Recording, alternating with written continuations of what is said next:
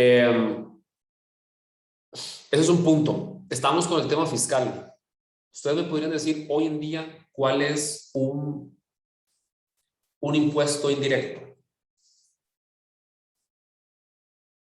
o uno de los más reconocidos. ¿El IVA? El IVA, por ejemplo. Ajá. André, ¿puedes decirme qué implicaciones tiene el IVA, al igual que lo tuvo los impuestos indirectos en la crisis de los 80s? Implicaciones como que, profe, digamos, como una comparación o algo así. Recordémonos que si hay un movimiento de desempleo como el que Costa Rica tiene, ¿verdad? Hoy en día, de un 16%, y recordemos que esos impuestos están sobre los bienes y los servicios, pero esos bienes y los servicios no los podemos pagar porque yo no tengo ingresos, por ejemplo, no tengo ingresos económicos para pagarlos, y se nos aprueban más impuestos indirectos como el IVA. ¿Qué implicaciones podría tener esto al no reactivarse la economía adecuadamente? Y ahorita se me ocurre que más déficit. Más déficit. Esta es una. Lo que yo ando buscando, chicos y chicas, es que ustedes reflexionen, porque vamos a ver, recordemos que en la historia no hay nada igual. Digo, la historia no es cíclica, no son ciclos, ¿no? Sino la historia son procesos históricos que van, y si quieren verlo de una forma, es la forma de un caracol, ¿no? Va subiendo. Y la historia es movimiento, no son procesos iguales, pero lo que sí nos sirve la historia es para analizar elementos del pasado para poder generar ciertos puntos de comparación, no comparaciones completas, sino ciertos puntos de comparación que nos digan si lo que estamos haciendo puede o no ser elementos acertados y si pueden o no ser elementos propicios para, en este caso, para un desarrollo económico. En efecto, hay un problema con el IVA y el problema con el IVA fundamentalmente es que es un impuesto indirecto que se ubica en bienes y servicios transables de las capas medias y de las capas, sí, de las capas medias y las capas de menores ingresos en el país. Y son estas capas también las que han presentado mayor movilización de desempleo. Hoy no lo vamos a ver con datos, lo vemos las próximas lecciones, pero lo cierto es que este movimiento similar al de los 80s puede ser un momento prácticamente de generación de procesos de desempoderamiento económico, exclusión social y procesos de incapacidad del Estado para poder generar sus propios recursos. Hubo dos momentos en la administración Monge. Araya, recordemos que Luis Alberto Monge entra en 1982 como presidente de la República. Él era el tío del hoy precandidato Rolando Araya y del sempiterno histórico y anquilosado alcalde de San José, Johnny Araya. ¿Qué es lo que sucede? En la administración Monge, Araya, hay dos momentos de estabilización o de búsqueda de estabilización. Con Rodrigo Alberto Carazo no se logró el proceso de llegar a acuerdos con el Fondo Monetario Internacional. Perfecto, Alison, está bien. ¿Qué es lo que sucede? Que en estos dos momentos ya la administración Monge empieza a entablar relaciones con el Fondo Monetario Internacional, fundamentalmente, y con el Banco Mundial en menor medida, pero también con la Agencia Internacional para el Desarrollo de los Estados Unidos. Estos dos momentos de negociación significan a nivel país el ingreso de una estrategia ya claramente consistente con lo que mencionamos ahora, los programas de ajuste estructurales. Ese es un momento de estabilización. Prácticamente todo el gobierno de Luis Alberto Monge es un proceso de estabilización. Y como proceso de estabilización económico, lo que tenemos es que entre el 82 y el 83, es decir, en el primer año, el proceso de negociación fue bastante fuerte. Luis Alberto Monge prácticamente se dedica a negociar con el Fondo Monetario Internacional ciertas políticas de ajuste o ciertas políticas de estabilización de la economía. En primera instancia, la estabilización del mercado cambiario. Y para esto, a la libre estaba prácticamente el mercado cambiario y había un mercado ilegal de cambio a nivel país donde coexistían alrededor de 5 diferentes tipos de cambio, ¿verdad? El tipo de cambio de los bancos, el tipo de cambio de las casas, el tipo de cambio de las casas de cambio ilegales y el de los comercios también. Entonces tenían distintas escalas de transformación del dólar. Lo que hace es estabilización mediante el fortalecimiento del Banco Central y la creación de ese monopolio del tipo de cambio. Eso es fundamental. Hay un elemento que Luis Alberto Monge no negocia y que hubo presiones bastante fuertes y era para la transformación del patrón de cambio, prácticamente la equiparación de nuestro colón con el dólar. Posteriormente se lleva a renegociar con el Fondo Monetario Internacional, renegociar el convenio que no fue posible concretar con Rodrigo Carazo, que era la reducción de la inflación, es decir, la reducción de los precios, el ordenamiento del mercado cambiario, ya lo vimos, y normalizar esa deuda externa. Esto prácticamente era un no crédito o una renegociación de los intereses de Costa Rica frente a los deudores externos. El asunto es el siguiente, y como lo vimos en el gráfico de la deuda externa, Costa Rica siguió adquiriendo deuda. Sin embargo, con la negociación con el Fondo Monetario Internacional, esas reglas cambiaron y prácticamente nuestros préstamos estaban ligados a los cambios estructurales que el Fondo Monetario dictaba que debía realizar el país. Es decir, era una intervención adrede de un organismo multilateral que nos decía cómo, cuándo y dónde teníamos que modificar nuestras políticas para poder ser garantes de créditos. La política fiscal fue muy importante, sin embargo, no fue una de las más trascendentales y eso es muy importante de reseñarlo. Prácticamente de todas las transformaciones, la política fiscal como tal no logró una transformación en general, sino más bien sobre el control del gasto. Y eso tiene que ver con un direccionamiento del Fondo Monetario Internacional sobre cómo debía de gastar el país y en dónde debía de gastar el país. Es decir, qué instituciones debían de absorber mayor o menor control del gasto. Y esto pues obviamente implicó procesos de estructuración interna de ciertas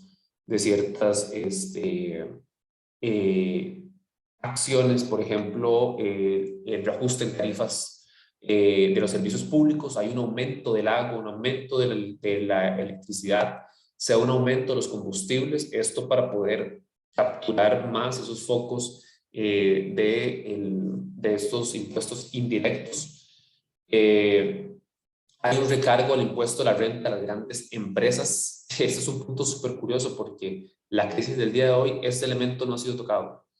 Prácticamente no hay una propuesta concreta que diga hoy en día se les va a cobrar un impuesto a grandes empresas ni a las riquezas. Y eso es un elemento contrario tal vez a lo que sucedió en los 80s, que aunque fue un momento coyuntural muy pequeñito, sí se generó un impuesto. Hay una disminución de los subsidios de inversión social, eso es súper importante, sobre todo en la educación. Similar a lo que está sucediendo hoy, ya mismo dentro de la Asamblea Legislativa con el presupuesto para el 2022, hubo una reducción importantísima en temas educativos. Costa Rica había mantenido tasas de inserción educativa, si no las mejores desde Latinoamérica, una de las 3 mejores. ¿Qué sucedió con esto? Movilidad social. ¿Qué sucedió en los 80? Reducción de esa movilidad social y posterior a esa década, se llamó la década perdida, similar a lo que está sucediendo hoy, porque hoy también estamos frente a un proceso de década perdida de un grupo de personas jóvenes que o vienen saliendo de los colegios o están en los colegios y que las posibilidades de sostenerse en el sistema educativo son bastante endebles en un momento donde hay un recorte presupuestario de las becas y al desarrollo de las juntas educativas a nivel país. Y una disminución del gasto público en su generalidad. Eso también tuvo repercusiones en salud, tuvo repercusiones en servicios y tuvo repercusiones en infraestructura. Esto, Andrei, es lo que se menciona como una crisis del Estado Social de Derecho, que para los 80s sí fue importante, pero no había sido tan golpeada. No sé si me entendés esto, digamos, durante los 70s es más bien hay una ampliación de ese Estado Social. Sin embargo, a nivel país, hoy en día, esa ampliación del Estado Social de Derecho viene con alrededor de 3 décadas de ser golpeado. Y hoy en día recibe letalmente otro cierto tipo de golpes. Entonces, como ves, las coyunturas no son exactamente las mismas. El contexto de esa coyuntura no es exactamente el mismo. El proceso sí, ¿no? El proceso de crisis del Estado Social de Derecho y de golpe de ese Estado. Sin embargo, el elemento aquí más importante es qué tan agudo es. ¿Era más agudo el de los 80 o es más agudo el de hoy en día? Si tomamos en cuenta las trayectorias, el análisis de trayectorias que hay de los distintos procesos de desestructuración del Estado Social de Derecho, podríamos decir que hoy en día el golpe ha sido mucho más letal y mucho más consistente. Y posteriormente el país entra en un proceso de salvamento de las empresas y plan de compensación. Claro, este plan de salvamento de las empresas no era para todas las empresas, fundamentalmente no era para las empresas industriales, sino más bien para aquellas empresas agroexportadoras que buscaban un aumento en sus inversiones. Y posteriormente, en el segundo periodo de reordenamiento, lo que tenemos a nivel país es un proceso ya de maduración de la estabilidad económica, fundamentalmente en no hacer crecer el déficit fiscal o financiero, digamos, a lo interno, no crecer la deuda y no crecimiento del gasto público. Esos son 3 elementos centrales sobre los cuales se basó en ese segundo periodo la política de Luis Alberto Monge.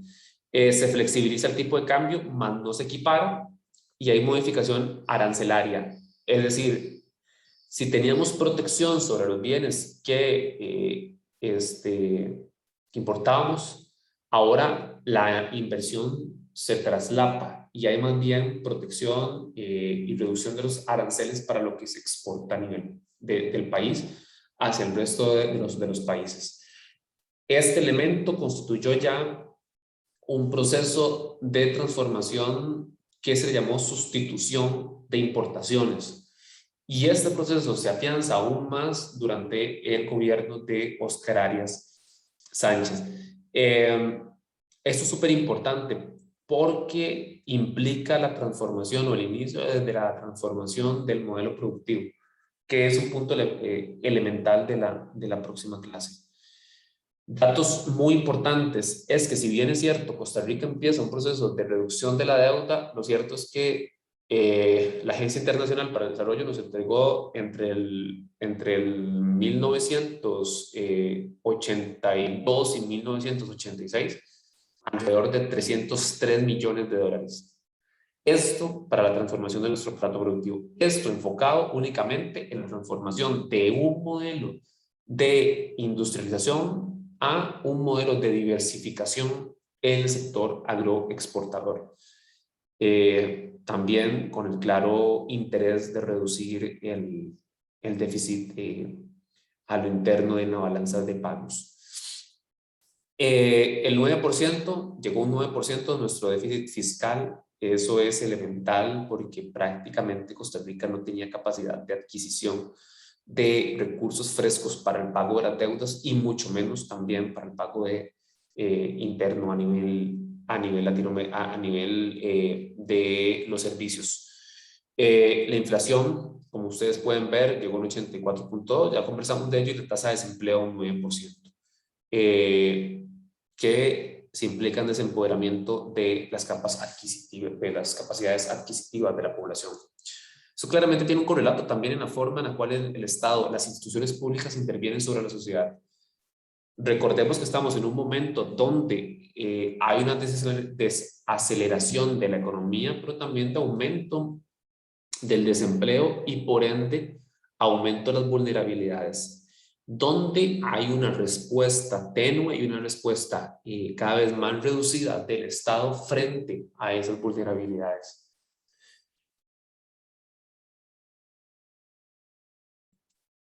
Y ya para ir concluyendo, está la ley del equilibrio financiero del sector público.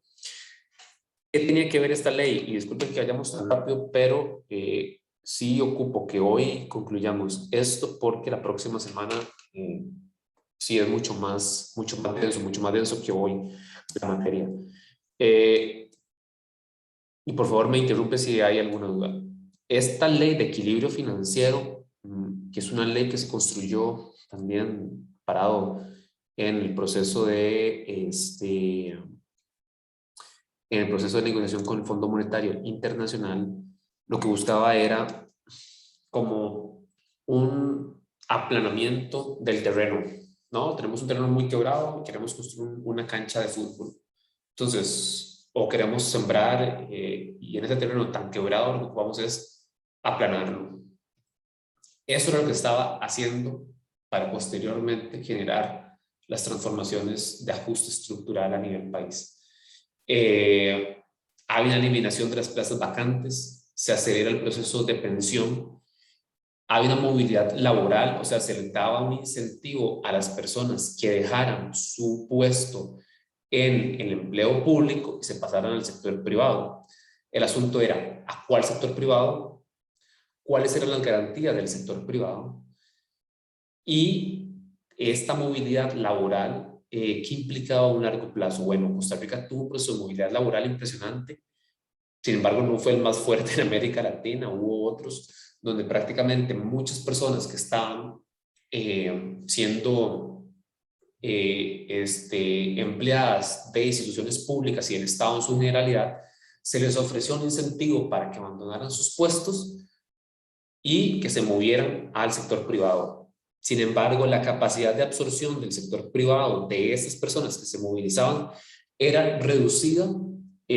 Por lo tanto, muchas de estas personas o quedaron en el desempleo, claramente con un incentivo económico que se acaba, que se agota, y otras obviamente sin poder incorporarse realmente a sectores que comúnmente tienen que ver con su profesión.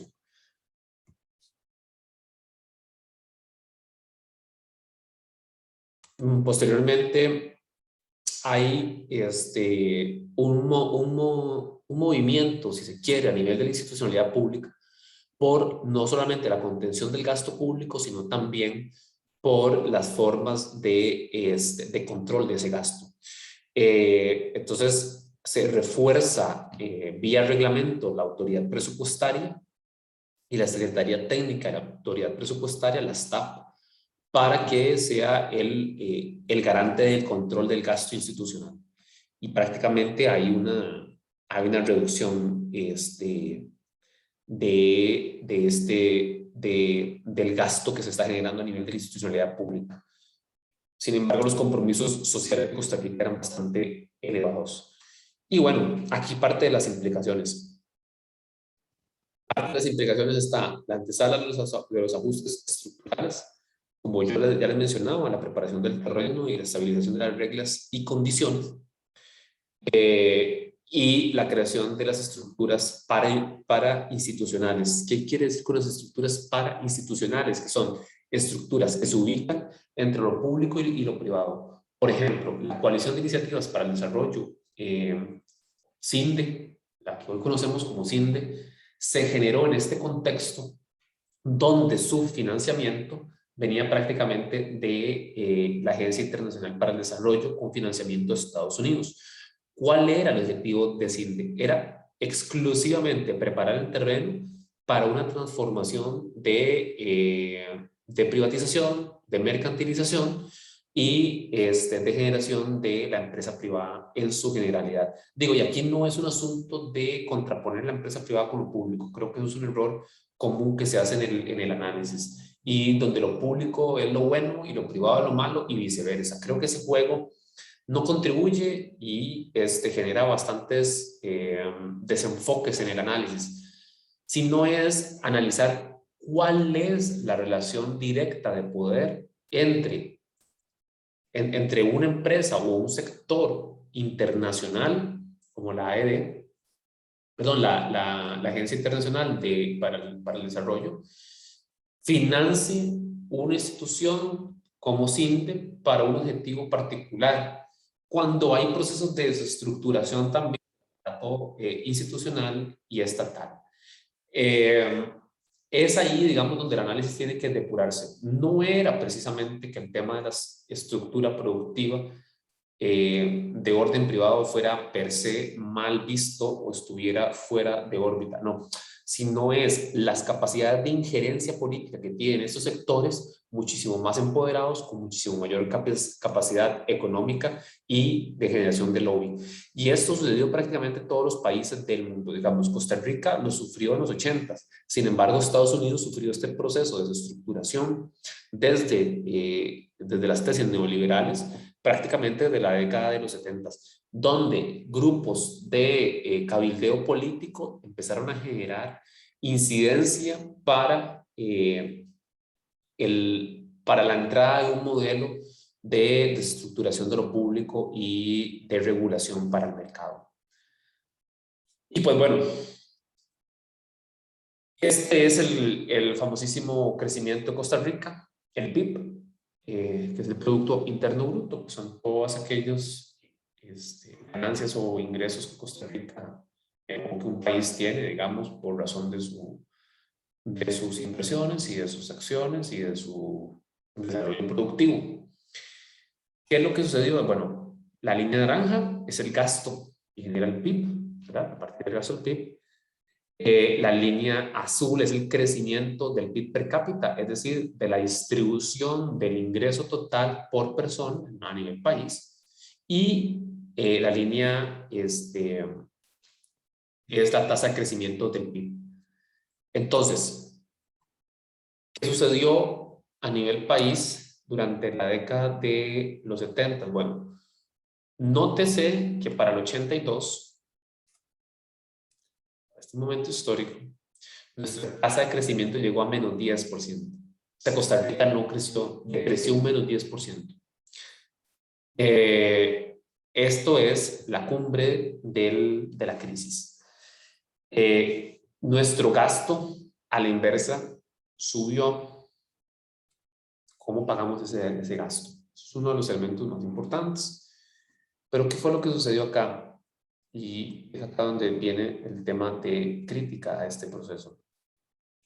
Esta es la crisis económica de los 80, ¿verdad? Es esta. Acá tenemos al modelo desarrollista.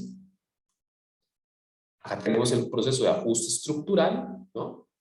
Durante estos años, prácticamente, ya empieza desde desde el 87 y concluye en el 94. ¿Qué sucede? Bueno, y ese es el proceso de apertura comercial. Y vamos a prestar atención a este elemento. Acá tenemos un crecimiento per cápita. Vamos a enfocarnos en la línea gris. Tenemos un crecimiento acá prácticamente de un 89%. Perdón, de un 8.9%. Esto es en el 77. El descalabro que tenemos acá es el descalabro que generó los procesos que ya vimos de déficit fiscal, los procesos de endeudamiento, el proceso internacional de déficit que hubo, de crecimiento de las tasas de interés, la improductividad costarricense, más importación, menos exportación, en fin. Y nos llevó a este punto, a un crecimiento muy reducido. Este aumento que se da en el 86 del PIB se da prácticamente por las propuestas de modificación que vimos en el pasado cuadro.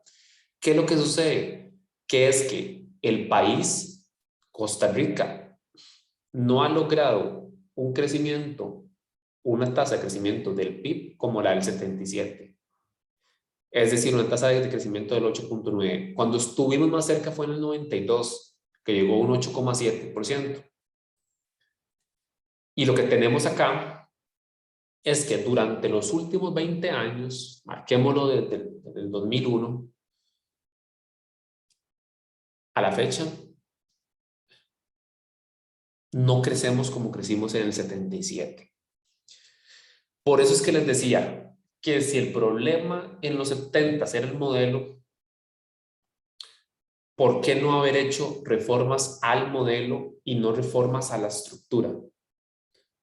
Por ejemplo, ¿por qué hoy en día tenemos un modelo que claramente está llegando a límites similares a los 80, pero no tenemos un replanteamiento del modelo, sino más bien lo profundizamos?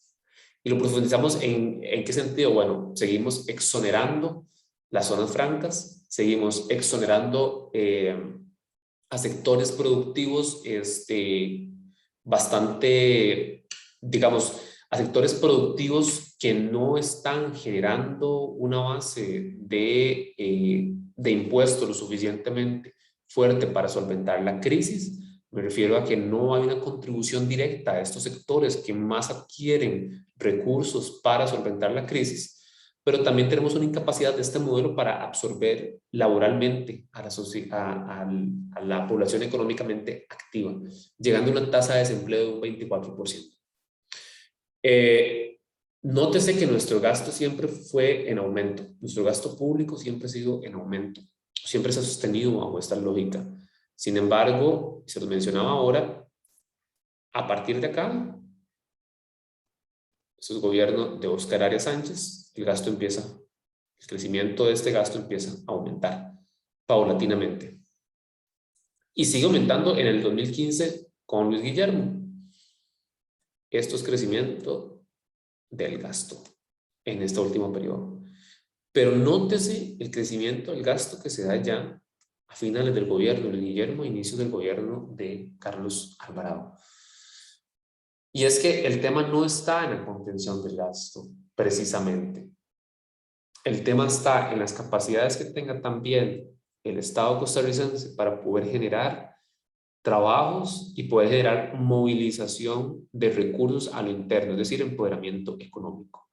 ¿Para qué? Para poder movilizar la economía a lo interno y por ende aumentar las tasas de crecimiento del PIB y sostener esta inversión pública a nivel nacional. Que esta inversión pública significa, en términos llanos y simples, inversión a los sectores altamente vulnerabilizados, como por ejemplo estudiantes universitarios, estudiantes de secundaria, por ejemplo mujeres jefas de hogar, por ejemplo, sin secundaria completa, por ejemplo, que es ahí donde se encuentra un núcleo muy fuerte del sostenimiento, los patrones y las conductas de pobreza hoy en día.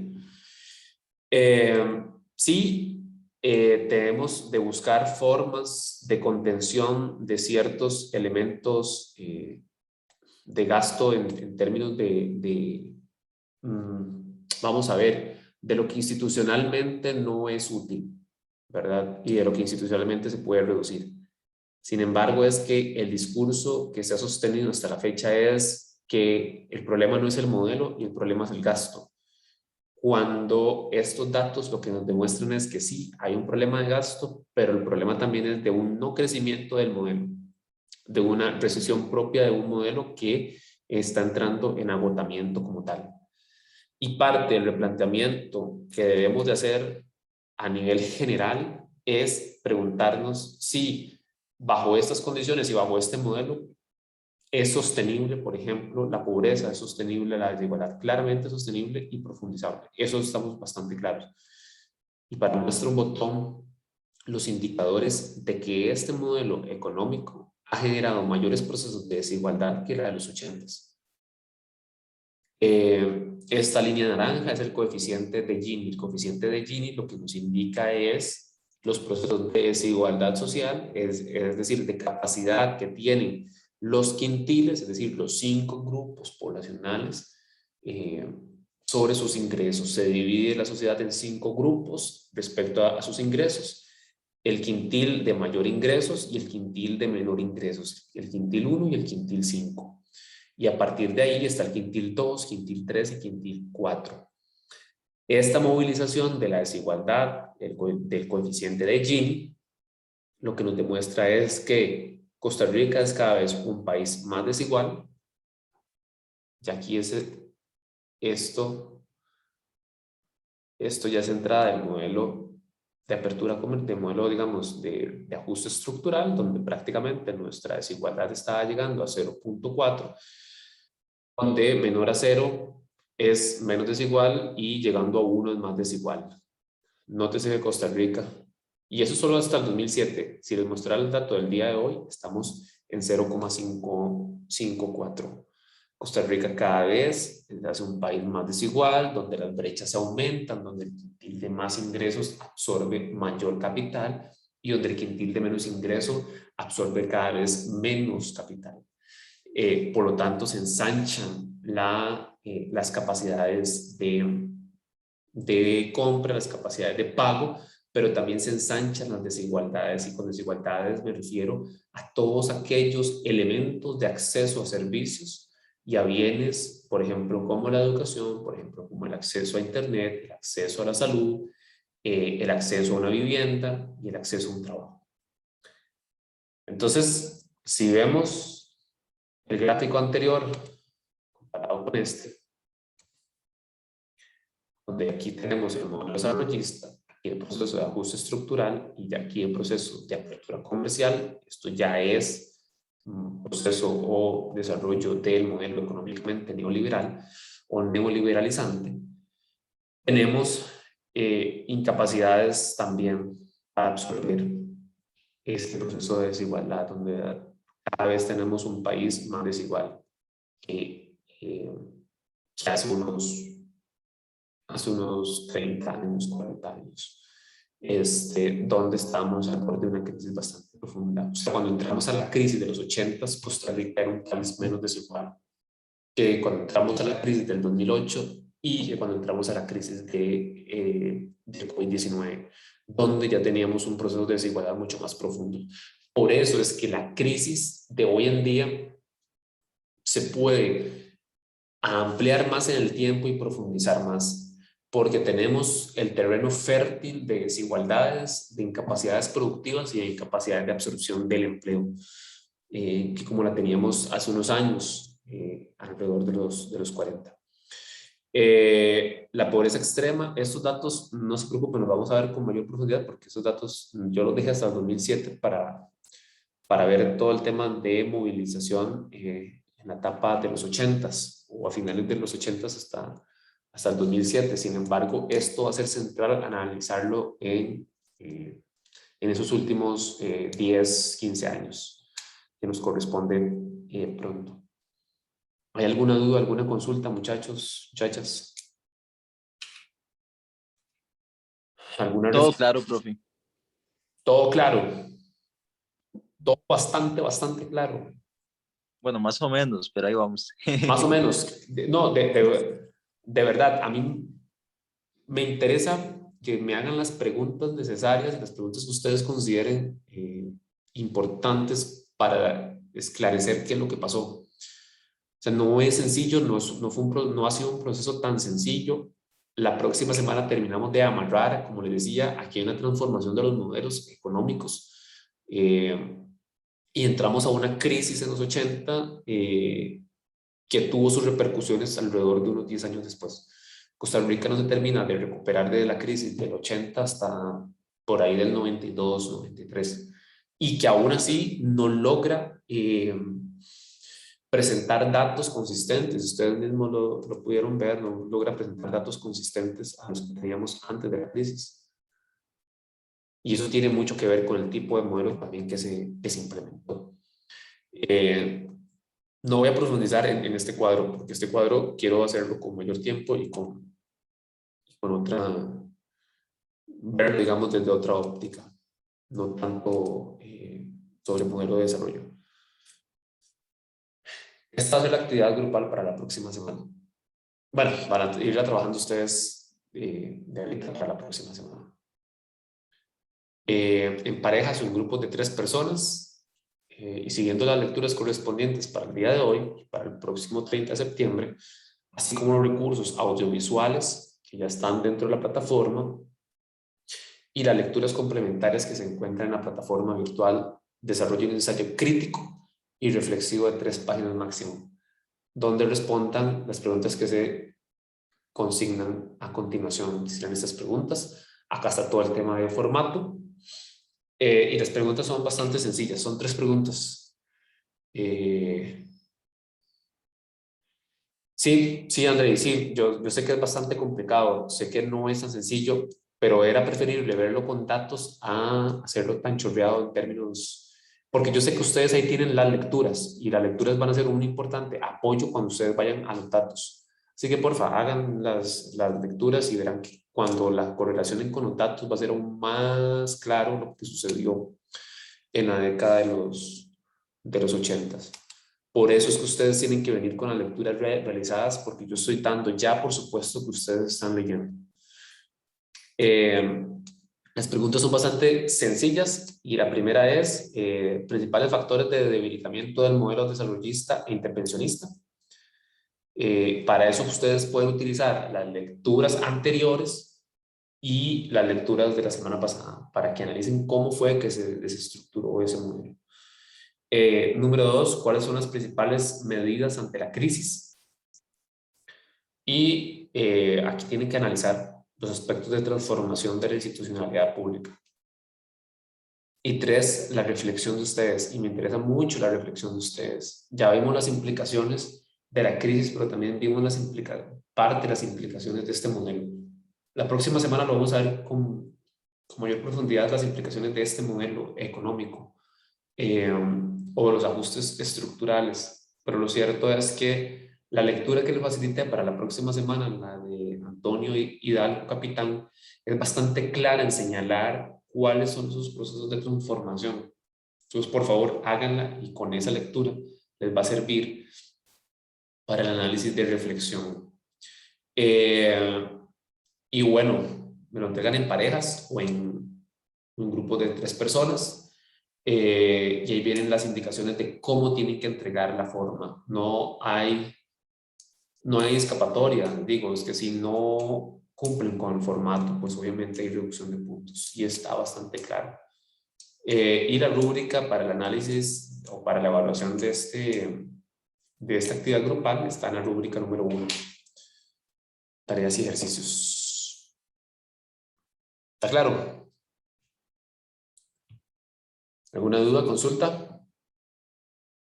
Bueno, y el valor de esta actividad tiene un valor de 2,5%.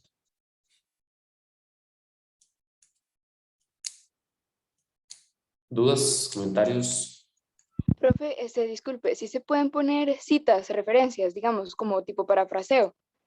Bárbara, totalmente, sí, ojalá que sea más bien de esa manera. Lo que yo quiero es que ustedes ejerciten su capacidad de escritura y de análisis y utilizando lo que vos decís, utilizando las citas bibliográficas y utilizando el parafraseo también. Eso sí, con la aplicación óptima de las normas APA, que claramente dentro de la rúbrica viene como punto de evaluación.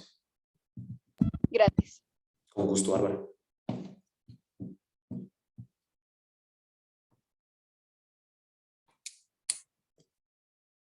¿Dudas, comentarios? Y bueno, la clase de la próxima semana se la estaré subiendo el día miércoles.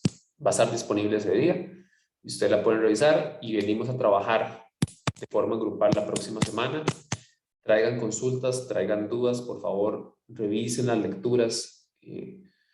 Yo no hago nada con recitarles una lectura si ustedes no traen también sus anotaciones y sus apuntes, y eso es lo que más me interesa. Así que la próxima semana trabajamos sobre sus anotaciones y sobre la clase que ya va a estar desarrollada en la plataforma.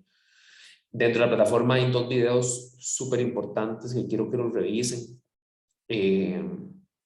sobre neoliberalismo, porque la otra semana vamos a tomar una partecita del tiempo para hablar sobre las tesis neoliberales, que en realidad nos corresponde para el día de hoy, pero que quiero desarrollarlo con mayor profundidad. ¿Algún comentario, alguna duda? Aquí estamos pasando de modelo, ¿verdad? Estamos pasando de época, digamos.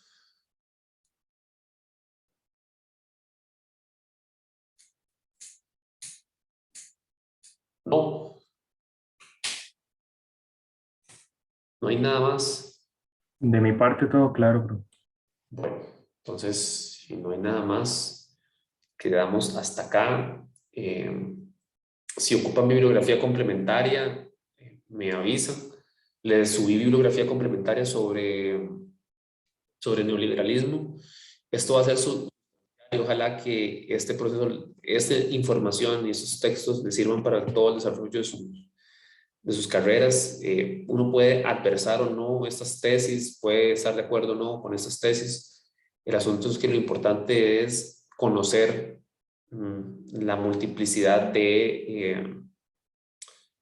de formas de pensamiento, ¿no? Ya vimos el modelo keynesiano, ya vimos las estructuras más enfocadas desde el desarrollo del capitalismo de Estado, sobre todo el desarrollo del capitalismo de Estado en Costa Rica, pero es hora de ingresar ya a algo que nos está afectando directamente.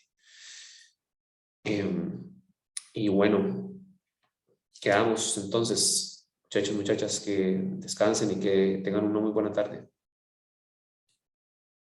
Igualmente, Gracias, profe. profe. Nos vemos. Hasta luego. Gracias, profe. Nos vemos. Chao.